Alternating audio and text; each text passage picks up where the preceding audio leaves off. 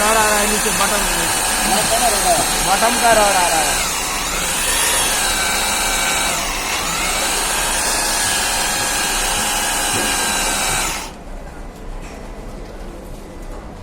थोड़ा सा